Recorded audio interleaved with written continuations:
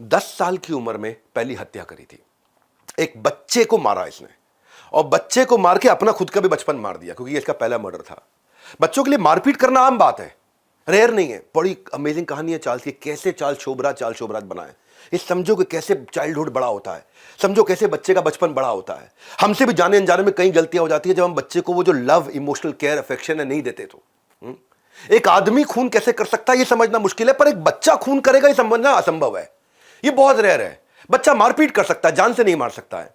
छोटे छोटे अपराध तो वो करता रहा, लेकिन जब वो 10 साल का हुआ तो वो देखता था उसके जो पड़ोसी था, वो पड़ोसी अपनी बेटी को बहुत प्यार करता था। बेटी 6 साल की थी, इतना प्यार करता था, इतना प्यार, इससे रहा नहीं गया।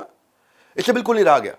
फादर को प्यार करते देख करके इसको इतना गुस्सा आया कि इसको प्यार नहीं मिला, इसको बच्ची को कैसे प्यार मिल रहा है, मुझे प्यार नहीं मिला। समझिए हुआ ये, इसने 6 साल की बच्ची को उठाया बिस्तर से, लेकर के बाहर गया और जाके कुएं में फेंक दिया। मर गई वो कुएं में। उस समय उसकी उम्र 10 साल थी।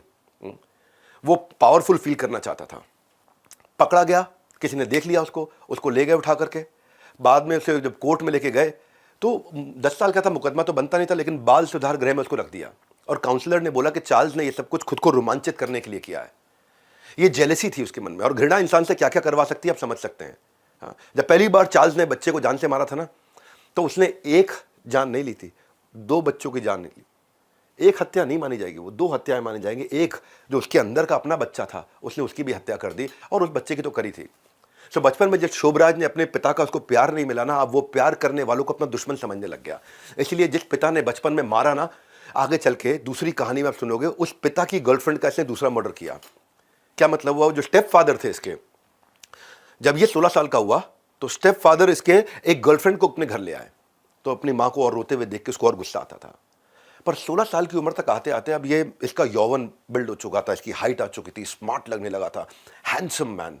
आज ऋतिक रोशन को बहुत हैंडसम मैन माना जाता है, शायद चार्ल्स शोभराज उससे भी ज़्यादा हैंडसम थे उस टाइम पे। और इन्होंने क्या किया, अपने पिता की गर्लफ्रेंड को ही पटा लिया।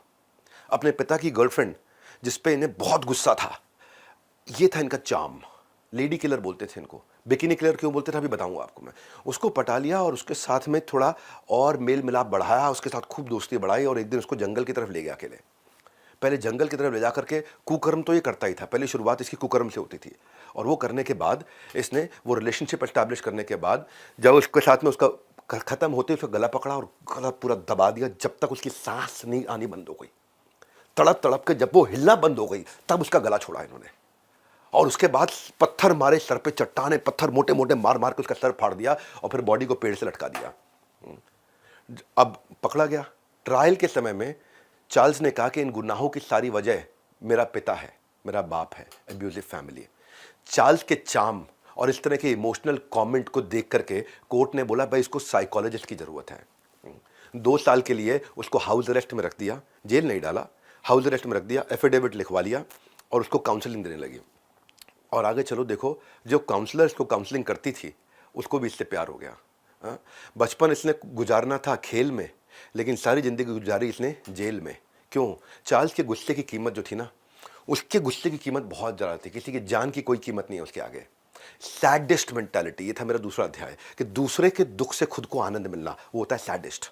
वो उसकी हाइट पे था, खून करके सुकून मिलने लगा था इसको।